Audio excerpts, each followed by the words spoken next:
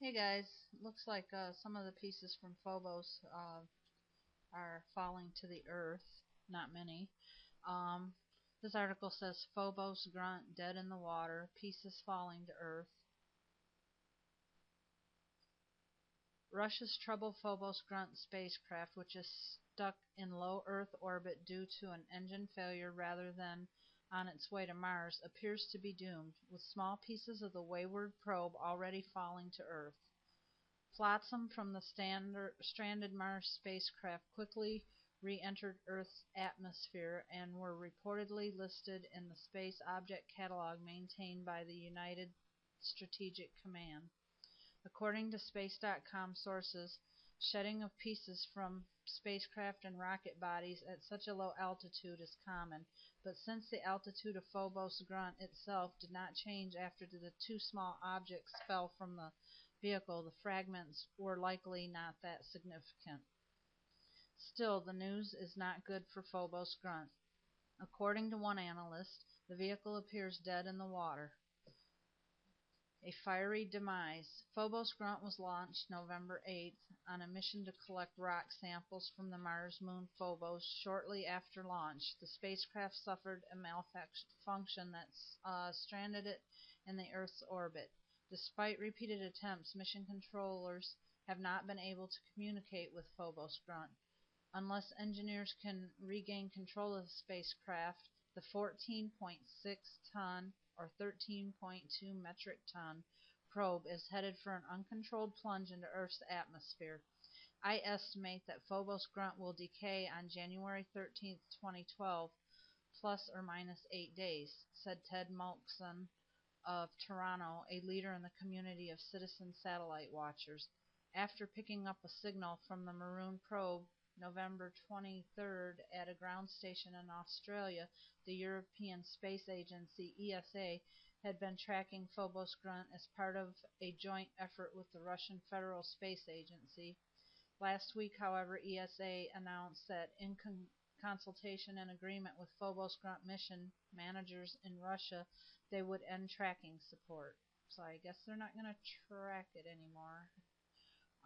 Efforts in the past week to send commands to and receive data from the Russian Mars mission via ESA ground stations have not succeeded. No response has been seen from the satellite. ESA teams remain available to assist in Phobos Grunt mission if indicated by any change in the situation, agency officials said in a statement. Then it goes on to say about lessons learned about Phobos Grunt, which I'll skip over. You can read the article. I'll post a link to it. Um, we'll go down to re-entering Earth's atmosphere. Given the growing prospect that the sizable Phobos Grunt will face an uncontrolled re-entry, there will undoubtedly be pieces of the spacecraft that survive, analysts agree. For one, Phobos Grunt's nose cone-shaped descent vehicle, designed to bring back to Earth bits and pieces of Phobos, one of the two moons of Mars, was purposely fabricated to fall to Earth and land without the use of a parachute.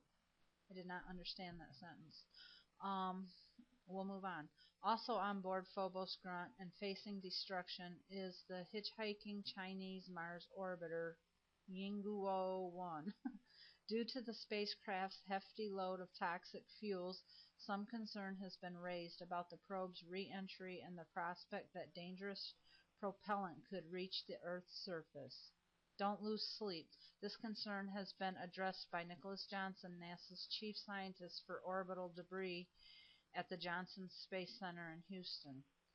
Oh yeah, 'cause we wouldn't lose sleep from anything NASA has to do with. Johnson spoke to the issue Monday on The Space Show, a popular radio and internet program hosted by David Livingston.